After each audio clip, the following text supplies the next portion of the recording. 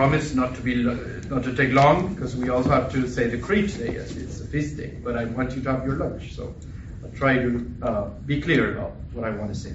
I just want to say today that these feast days, particularly of St. John the Baptist, we celebrate his birth and we celebrate his martyrdom.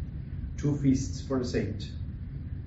Now, this is the time when the Lord started to fulfill his promises.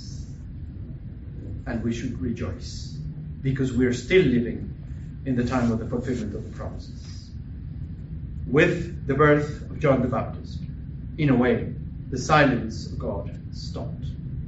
And that's probably why, St. Augustine says this, not me, why Zechariah's tongue was recovered, so to speak, and he started to speak again.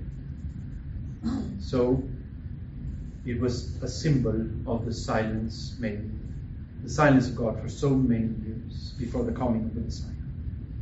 But after the birth of St. John, then the voice in himself comes to us.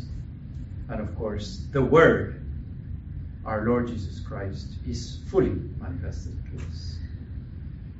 This is a lesson for us that also live in silence in a way, because this is a way of faith. And sometimes we would like the Lord to give us answers for so many things. But we have to rely that our Lord is not a silent God.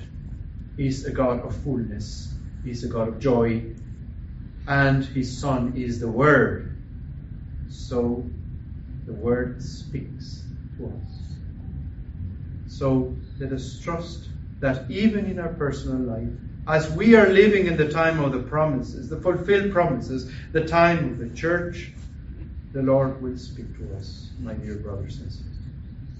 We have to rely that he will speak to us just as he already started speaking since the time of John the Baptist, when the Old Testament is fulfilled and when the time of Christ and the time of the church starts.